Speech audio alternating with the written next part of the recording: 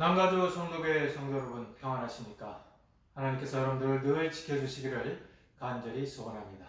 오늘 우리에게 주시는 말씀을 제가 봉독해 드립니다. 요한복음 20장 11절에서부터 18절까지의 말씀입니다. 마리아는 무덤 밖에 서서 울고 있더니 울면서 구부려 무덤 안을 들여다보니 흰옷 입은 두 천사가 예수의 시체에 누웠던 곳에 하나는 머리편에 하나는 발편에 앉았더라. 천사들이 이르되 여자여 어찌하여 우느냐? 이르되 사람들이 내 주님을 옮겨다가 어디 두었는지 내가 알지 못함이니이다. 이 말을 하고 뒤로 돌이켜 예수께서 서 계신 것을 보았으나 예수이신 줄을 알지 못하더라. 예수께서 이르시되 여자여 어찌하여 울며 누구를 찾느냐 하시니 마리아는 그가 동산지기인 줄 알고 이르되 주여 당신이 옮겼거든 어디 두었는지 내게 이르소서 그리하면 내가 가져가리이다.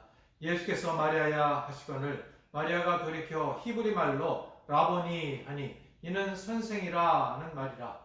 예수께서 이르시되 나를 붙들지 말라. 내가 아직 아버지께로 올라가지 아니하노라.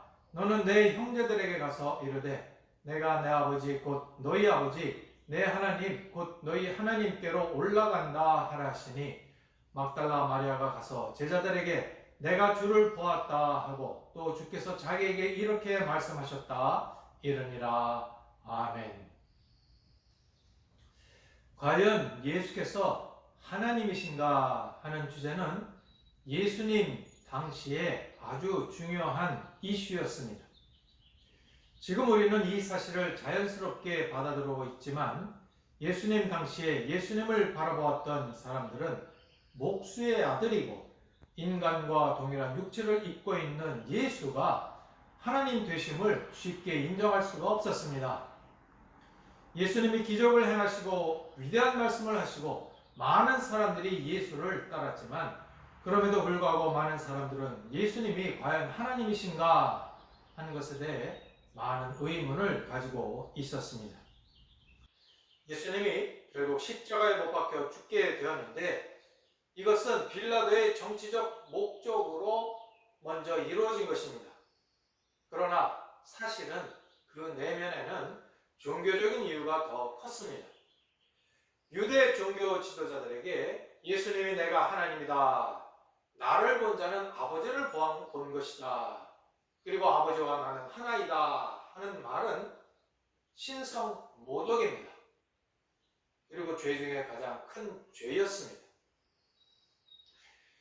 그런데 예수님이 기적을 행할 때 사람들은 예수에게서 메시아의 모습이 보이니 환호를 하게 되었습니다. 예수님을 따라다니는 제자들도 예수님의 메시아 되심에 기대를 걸었습니다. 오병이어의 기적, 무리를 걷는 기적, 풍랑이 잠잠해지고 소금을 눈뜨게 하는 일로 예수 그리스도에게 기대를 했던 것입니다. 그런데 세월이 갈수록 점점 예수께서는 십자가에서 죽는 이야기를 하셨습니다. 그리고는 마침내는 형장의 이슬로 십자가에서 사라지셨습니다. 예수님의 최측근이라고 할 수 있는 제자들마저도 이제 예수를 부인하거나 혹은 떠나게 되었습니다. 예수 그리스도가 하나님 되심을 믿을 수가 없었기 때문입니다. 그래서 신약의 사복음서의 기자들은 성경을 기록할 때 예수 그리스도의 부활의 사실 그 자체보다 예수 그리스도의 하나님 되심 이것을 드러내기 위해서 더욱 부활을 알리려고 했습니다. 특히 요한복음이 그렇게 기록을 했습니다. 왜냐하면 초대교회 때 그가 살아나셨다, 예수께서 부활하셨다 하는 것은 그가 진정 하나님이시다 하는 것과 같은 일이 되기 때문입니다. 그분이 진짜 살아나셨다면 그분이 진짜 하나님이신 것입니다. 그리고 진짜 하나님이라는 것은 곧 우리가 믿을 만한 분이 된다라는 것을 나타내는 것이기 때문에 예수의 부활을 알리면서 예수의 하나님 되심을 증거를 했던 것입니다. 부활 사건은 성경의 약속대로 구약의 선지자들이 그토록 말했던 바로 그 주인공이 예수님이신 것을 증명하는 것입니다. 그러면서 하나님의 약속을 성취하고 성경이 말하는 메시아가 바로 예수님이라는 것을 말하는 것입니다. 우리가 아무리 열심히 믿어도 우리의 믿음에서 중요한 것은 우리의 믿음의 대상이 누구인가를 정확하게 하는 것입니다. 믿음의 대상에 따라서 믿음의 진정성이 결정이 되기 때문에 그렇습니다. 아무리 열심히 믿어도 대상이 잘못되면 잘못된 것입니다. 믿음의 대상이 온전하지 못하면 우리의 인생은 결국 망치게 되고 말 것입니다. 우리의 믿음의 대상, 예배를 받으시는 그분이 과연 신뢰할 만한가? 진정 하나님이신가? 라는 확신이 없다면 우리의 믿음은 헛된 것이 될 것입니다. 그래서 부활장이라고 불리는 고린도전서 15장 17절에서 만약 그리스도께서 다시 사신 것이 없으면 너희의 믿음도 헛되고 그렇게 말씀을 하셨습니다. 그런데 우리의 믿음의 대상이신 예수님이 과연 믿을 만한 분인가 하는 것은 구약에서 말씀했던 그 메시아가 바로 이분인가, 바로 예수신가 하는 것으로 확인할 수 있습니다. 예수께서 메시아라는 것, 부활 사건을 통해서 온 천하에 드러내시고 증명을 하셨습니다. 이 부활 사건은 우리 기독교에서 가장 근본적인 것입니다. 그래서 기독교의 많은 절기 중에 부활절이 가장 중요하다, 이렇게 말씀드릴 수가 있는 것입니다. 세상에서는 예수님이 탄생한 성탄절에 시끌벅적합니다. 오히려 부활주일에는 조용합니다. 그러나 우리가 더욱 관심을 가져야 하는 것은 부활절입니다. 기독교가 기독교 될 수 있게 한 가장 핵심적인 진리는 이 부활에 있기 때문입니다. 주님이 다시 살아나셨습니다. 역사 속에 찾아오신 그분이 참 하나님이라는 사실이 부활로 확인되므로 인류의 역사의 판도가 바뀐 것입니다. 그래서 이 부활 사건은 창조의 역사와 맞먹는 사건이다, 그렇게까지 말할 수 있는 것입니다. 다시 말씀드립니다. 부활의 사건은 창조의 역사와 맞먹는 사건입니다. 인류가 창조를 받았지만 죄로 인해 축복과 은혜가 깨어졌습니다. 그런데 이 부활 사건으로 잃어버렸던 것들을 되찾는 역사가 일어나는 것입니다. 예수 그리스도의 부활로 인해 죽은 자를 다시 살리시는 역사가 저주의 문을 깨고 새로운 생명의 문을 연 것입니다. 그래서 부활은 창조와 맞먹는 능력인 것입니다. 주님의 부활이 죽음의 저주를 영원한 생명으로 되돌려 놓았던 것입니다. 그래서 오늘 이 본문을 중심으로 해서 두 가지를 정리해서 함께 생각하고 은혜를 나누기를 원합니다. 첫 번째 생각할 내용은 인류의 죽음에 대한 결론은 절망이요 눈물이다 라는 내용입니다. 인류의 죽음에 대한 결론은 절망이요 눈물이다 라는 것을 함께 생각해 보겠습니다. 오늘 본문에는 부활사건 후에 일어난 정황을 잘 설명을 하고 있습니다. 예수님이 장사되고 난 후 무덤에서 사흘 동안 계시다가 안식 후 첫날 새벽에 다시 살아나셨습니다. 사복음서에는 여인들이 먼저 무덤을 찾아왔다고 기록을 하고 있는데 평소에 예수님 주변에 있던 남자들은 다 도망가고 결정적인 순간에 오직 여인들만이 다시 찾아왔습니다. 다른 복음서에는 여러 여인들의 이름이 나오는데 요한복음에서는 막달라 마리아의 이름만 언급됩니다. 11절에 보시면 마리아는 무덤 밖에 서서 울고 있더니 울면서 구부려 무덤 안을 들여다보니 라고 기록하고 있습니다. 이 당시 유대의 무덤은 굴이었습니다. 굴 안에 시신을 넣고 그 입구를 큰 돌로 막아 놓았습니다. 그런데 마리아가 이 무덤을 찾아가 보니 돌문이 옮겨져 있고 시신은 없고 시신을 쌌던 세마포만 곱게 개어져 있었습니다. 그리고 두 천사가 예수님의 발과 머리가 있던 곳에 앉아 있었습니다. 마리아는 예수님의 시신이 사라진 것을 보고 충격을 받았을 것입니다.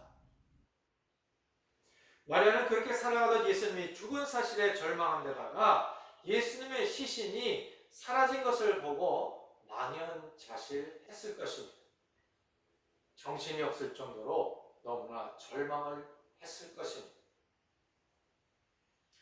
예수님의 십자가 사건으로 예수 그리스도를 통해 가졌던 희망과 기대를 상실한 것이었습니다. 제자들도 예수님의 죽음으로 완전히 절망에 빠졌습니다. 죽음은 어떤 희망도 사라지게 하는 것입니다. 오늘날 우리 삶에서 죽음으로 기대가 무너질 때 사람들은 절망합니다. 특히 사랑하던 가족이 병에 걸렸거나 죽음을 경험하게 될 때 사람들은 절망합니다. 죽음은 참 무자비합니다. 우리의 일부가 아니라 모든 것, 삶 전체를 송두리째 빼앗아 가기 때문입니다. 그래서 죽음은 인류에게 가장 무섭고 잔인하고 강력한 것입니다. 죽음보다 더 절망적인 상황은 없는 것입니다. 본문 11절의 마리아의 모습은 오늘날 죽음 앞에 선 인간의 모습입니다. 마리아가 눈물을 흘리며 절망을 했는데 그것이 바로 오늘날 죽음 앞에 선 인간의 모습입니다. 죽음 앞에서 항거할 수 없고 그대로 맞이할 수밖에 없는, 그래서 절망하며 울 수밖에 없는 모습이 이 세상의 현실입니다. 죽음 앞에서 인간이 할 수 있는 일은 딱 하나, 우는 것뿐입니다. 그런데 아무리 울고 울어도 끝이 나지 않는 절망만이 남게 됩니다. 어떤 경우에는 세월이 흘러도 유가족들이 계속 눈물을 흘리는 경우도 있습니다. 계속 눈물을 보이기도 합니다.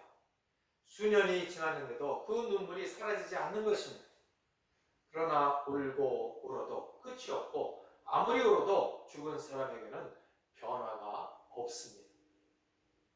죽기 전에는 희망을 가질 수 있지만 죽고 난 후에는 어떤 희망도 가질 수 없는 것입니다. 절망 자체인 것입니다. 그 고통 속에 우는 사람에게 그만 울어 됐어 라고 말하는 것은 아주 무책임하고 때때로 잔인한 것입니다. 아무리 대단한 인생을 살아도 죽음 앞에서는 예외가 없습니다. 죽음은 언제든지 어디에서든지 우리 삶에서 끊임없이 일어나고 있습니다. 그런데 인간은 이 죽음 앞에서 할 수 있는 일이 아무것도 없습니다. 죽음은 죄에 대한 하나님의 심판이며 죽음의 문제는 하나님 외에는 돌려놓을 분이 없기 때문입니다. 마리아는 지금 무덤을 쳐다보고 있습니다. 예수님이 이미 부활하셨는데도 예수 그리스도가 죽어 있다고 생각하고 죽음을 애도하고 있는 것입니다. 죽음에서의 부활, 이것을 조금도 생각할 수 없었습니다. 죽으면 끝이라는 인류의 보편적인 상식에 갇혀 죽음에 대한 확고한 결론을 가지고 있기 때문입니다. 그래서 부활하신 예수께서 말을 걸었을 때도 예수님을 알아보지를 못했습니다. 오늘날 세상도 죽으면 끝이다 그렇게 생각을 합니다. 절망하는 이유가 거기에 있기 때문입니다. 마리아가 무덤을 들여다보는 것은 시신이 있는가를 확인하는 것이지 다른 기대를 가지고 들여다본 것이 아닙니다. 마리아는 부활하신 예수를 상상하지도 못했습니다. 오늘도 예수의 부활을 받아들이지 않는 사람들은 무덤을 향해 눈을 고정하고 울고 서 있습니다. 그러면서 절망 가운데 살아가고 있습니다. 그런데 13절에 울고 있는 마리아에게 천사들이 말을 겁니다. 여자여 어찌하여 우느냐? 이렇게 말을 걸자 마리아가 대답하기를 내 주를 가져다가 어디에 두었는지 내가 알지 못함이니이다. 이렇게 대답을 했습니다. 이 말을 하고 뒤를 돌아보는데 거기에 예수께서 서 계셨습니다. 그러나 마리아는 여전히 예수를 알아보지 못했습니다. 부활의 아침에 주님께서 무덤의 문을 열고 나왔지만 마리아의 눈은 아직도 닫혀 있었습니다. 눈이 열리지 않으면 무덤만 바라보고 절망할 수밖에 없습니다. 부활하신 예수를 인식할 수가 없습니다. 사랑하는 성도 여러분, 기독교는 십자가에서 죽으신 예수를 애도하는 종교가 아닙니다. 부활 예수 없이 십자가만을 강조한다면 기독교가 아닙니다. 십자가의 사건은 부활로 완성되는 것입니다. 부활이 없는 십자가는 실패입니다. 우리 죄를 위해 죽으신 예수를 하나님께서 다시 살리신 부활의 사건이 결국 복음의 중심인 것입니다. 그래서 기독교의 사랑은 빈 무덤입니다. 모든 종교 창시자의 무덤은 화려합니다. 아주 화려하게 장식을 해놨습니다. 그러나 예수 그리스도의 무덤은 빈 무덤입니다. 오늘날 불신자들 중에는 자비와 사랑의 인간 예수에 대해서는 존경하면서 성자라고 말하지만 예수의 부활은 믿지 않으려고 합니다. 그래서 부활에 대해서 기절했었다, 기절설, 시체를 도둑을 맞았다, 도둑설 등의 루머가 있게 되는 것입니다. 예수 그리스도를 여전히 무덤 안에 가두려고 하는 것입니다. 우리의 눈이 열려야 부활의 주님을 만날 수가 있습니다. 예수의 죽음을 추모하는 것이 아니라 죽음을 이기신 부활의 예수를 만나는 은혜가 여러분들 가운데 충만하시길 주의 이름으로 축원을 드립니다. 두 번째 생각할 내용은 믿음의 눈을 열어 부활의 산 능력을 바라보라 하는 것입니다. 한번 따라하겠습니다. 믿음의 눈을 열어 부활의 산 능력을 바라보라. 부활하신 예수를 만난 후에는 그 반전이 일어납니다. 마리아가 뒤를 돌아보았지만 예수 인재를 알아보지를 못했지만 그때 예수께서 두려움에 떨고 있는 마리아에게 말을 하셨습니다. 예수께서 이르시되 여자여 어찌하여 울며 누구를 찾느냐. 이 말은 마리아야 내가 여기 있는데 누구를 찾느냐. 이제 울지 말고 나를 보아라. 내가 여기 있다. 그렇게 말씀하시는 것입니다. 이때 마리아는 예수님이 동산지기인 줄 알고 주여 당신이 옮겼거든 어디에 두었는지 내게 이루소서 그리하면 내가 가져가리이다. 이렇게 대답을 했습니다. 마리아는 여전히 죽은 예수를 찾고 있는 것입니다. 우리는 예수를 믿는다고 하면서 자신을 의지하며 죽은 능력을 의지할 때가 있습니다. 사랑하는 성도 여러분, 여러분들이 믿는 예수, 살아계신 부활의 산 능력이신 예수를 믿고 계십니까? 아니면 여전히 무덤가를 맨들면서 죽은 예수를 찾고 계십니까? 예수님께서 다시 말씀하십니다. 예수께서 마리아야 하시거늘 마리아가 돌이켜 히브리 말로 라보니 하니. 예수께서 따뜻하게 부르실 때 마리아가 비로소 부활하신 예수님을 만납니다. 주님이 마리아를 부르시자 마리아의 눈이 열립니다. 그리고 라보니오 라고 부릅니다. 라보니, 선생님이라는 뜻입니다. 큰 존경과 사랑을 담아 아 사랑의 주님 당신이군요 이라는 표현인 것입니다. 여러분 한번 상상해 보십시오. 이때 마리아가 얼마나 복잡한 그런 감정이었겠습니까? 부활하신 예수님이 자기 앞에 서신 모습을 보고 아마 큰 충격과 혼란에 빠졌을 것입니다.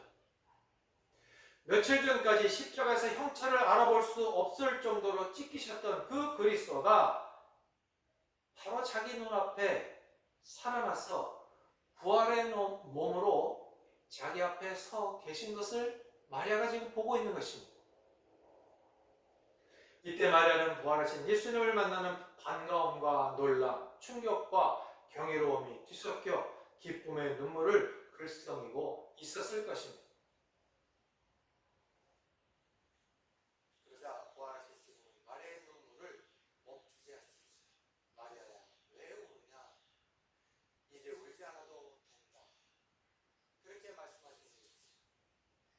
마리아에게 말씀하신 주님의 음성은 오늘 죽음의 권세 앞에 눌려있는 우리를 향해 들려주시는 음성이라고 믿습니다. 부활의 주님을 만난 사람은 더 이상 울 필요가 없습니다.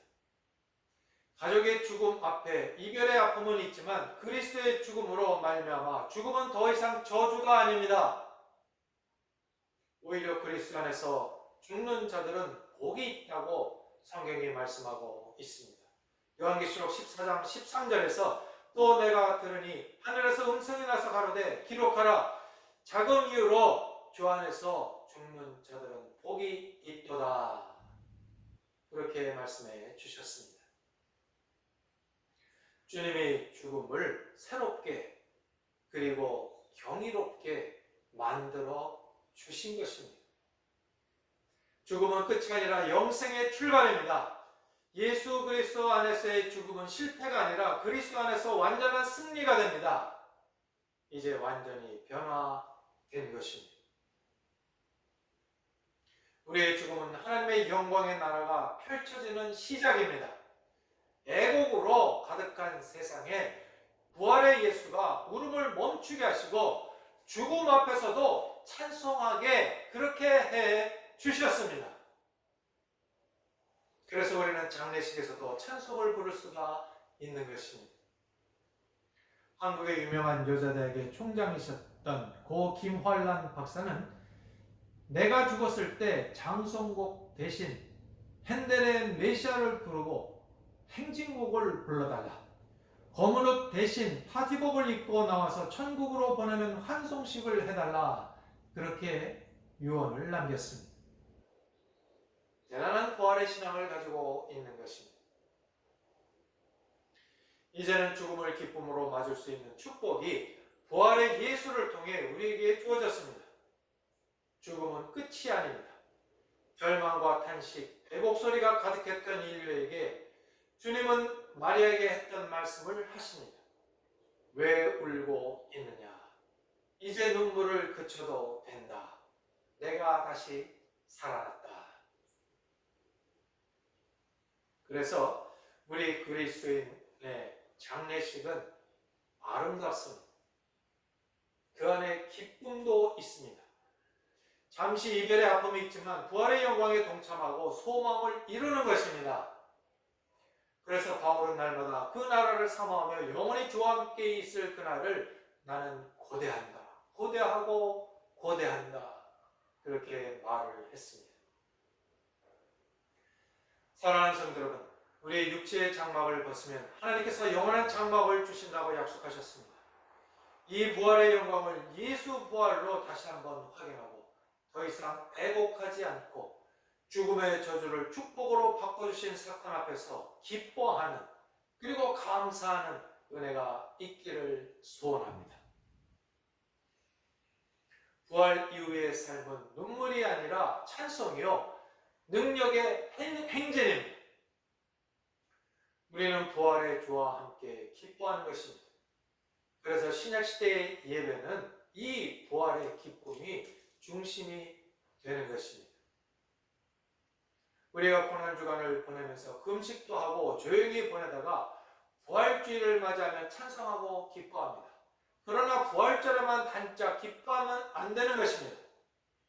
부활절 이후에도 항상 기뻐하고 부활의 주와 함께 영원히 기뻐하며 우리가 행진해 나아가야 하는 것입니다. 그래서 정말 기뻐하며 살아서 세상 사람들이 당신은 무슨 일이 있어서 그렇게 기뻐하느냐? 이상하게 생각해서 묻는 일이 있기를 바랍니다. 우리는 주일마다 주체할 수 없는 기쁨을 표현하고 감격에 빠져야 하는 것입니다. 부활을 가지고 있는 성도는 모든 부정을 긍정으로 바꾸고 절대 절망을 절대 희망으로 바꿉니다. 이 부활의 사건 앞에서 우리는 더 이상 울며 우울하고 침통할 수 없습니다. 부활의 삶의 중심에 놓인 사람은 어떤 상황 속에서도 기뻐하며 나아갈 수가 있는 것입니다. 부활의 주와 함께 기뻐하고 회복되는 역사가 우리의 삶에 내 걸음마다 매일매일의 삶마다 넘치시기를 주의 이름으로 축원을 드립니다. 우리는 일상 속에서 부활을 경험하면서 살아야 됩니다. 부활하신 예수 그리스도는 지금 이곳에서 우리와 함께 하고 계시기 때문입니다. 이 부활은 하나의 교리나 주장이 아닙니다. 철학이 아닙니다. 우리 신앙은 살아계신 주님과 생생하게 동행하는 삶입니다. 사랑하는 성도 여러분, 부활의 주님은 박제된 분이 아닙니다. 액자 안에 갇혀서 추모를 받으시는 분이 아닙니다. 치열하게 살아가는 우리의 현실 한가운데 찾아오셔서 우리와 함께 하시는 분이십니다. 구약에서 이스라엘 백성들이 홍해를 육지같이 건넌 사건은 바로 죽음을 통과한 부활을 상징하는 사건이었습니다. 우리의 삶의 모든 것이 꽉 막혀 질식할 것 같고 해답이 전혀 없는 답답한 상황 속에서도 홍해가 갈라지는 역사를 일으키신 주님과 함께 여러분들의 모든 고난에서 승리하시고 새 삶을 부활을 경험하는 여러분 되시기를 간절히 바랍니다. 디베랴 호숫가로 떠난 제자들을 찾아오셔서 숯불을 피워놓고 조반을 주시며 베드로를 다시 일으켜 주신 부활의 주님이 오늘 우리에게도 찾아오셔서 우리의 삶 한가운데 찾아오셔서 우리를 다시 일으켜 주시기를 소원합니다. 회복의 능력을 다시 공급해 주시기를 소원합니다. 부활의 주님은 우리의 식탁에도 찾아오셔서 우리의 절망적인 대화를 희망으로 바꿔 주십니다. 부활하신 주님은 제자들에게 이 말씀을 하시고 그들을 향하여 숨을 내쉬며 이르시되 성령을 받으라 그렇게 하셨습니다. 부활 후에 우리에게 성령을 주셨습니다. 성령이 임하셔야 비로소 부활의 생명이 우리 안에 능력 있게 역사할 수 있기 때문입니다. 오늘 본문 25절에 보시면 나는 부활이요 생명이 나를 믿는 자는 죽어도 살겠고 무릇 살아서 나를 믿는 자는 영원히 죽지 아니하리니 이것을 내가 믿느냐 그렇게 말씀해 주셨습니다. 오늘 부활의 생명이 우리 안에 있으면 죽어도 다시 산다 그렇게 말씀해 주셨습니다. 육체의 생명이 끝나는 날 우리가 다시 살 것입니다. 그러나 현실 속에서도 죽음과 같은 절망 속에서도 우리는 다시 살아날 수 있는 것입니다. 완전히 다른 차원의 삶을 살게 하시겠다라는 말씀인 것입니다. 부활은 죽고 난 후에 천국의 이야기를 하는 것이 아니고 오늘 지금 부활의 삶을 살아가도록 하나님께서 역사하신다는 말씀입니다. 아무리 힘든 순간에도 다시 일어서게 하는 힘은 부활의 능력에 있습니다. 한번 따라하겠습니다. 다시 일어서게 하는 힘은 부활의 능력에 있다. 부활 신앙을 가지면 비굴한 삶을 살지 않고 어떤 일에도 두려워하지 않습니다. 죽음을 이긴 사람은 감당할 자가 없습니다. 죽음의 문제를 해결한 사람이 두려워할 것이 무엇이겠습니까? 부활의 능력이 우리 안에서 역사하면 펄펄 살아나는 힘이 생깁니다. 세상이 감당할 수가 없습니다. 초대교회 하나님의 사람들이 죽음 앞에서도 두려워하지 않고 환난 가운데서도 기뻐했습니다. 이 부활의 신앙으로 우리의 일상에도 살아계신 주님이 함께 하시기를 간절히 주의 이름으로 축원을 드립니다. 마지막으로 우리는 이 부활을 이제 알려야 합니다. 세상에 알려야 합니다. 복음을 증거할 수 있는 힘은 부활에 있습니다. 부활을 붙드는 믿음에 있습니다. 예수께서 이르시되 나를 만지지 말라. 내가 아직 아버지께로 올라가지 못하노라. 너는 내 형제들에게 가서 이르시되 내가 내 아버지 곧 너희 아버지 내 하나님 곧 너희 하나님께로 올라간다 하라 하신대. 부활하신 주님을 마리아가 붙잡으려고 하니까 주님께서는 더 이상 나에게 매달려 부활을 기뻐하는 것으로 끝내지 말고 이 부활의 소식을 다른 사람들에게 알리라. 그렇게 말씀을 하셨습니다. 그래서 이제 마리아가 제자들에게 달려가서 내가 주를 보았다.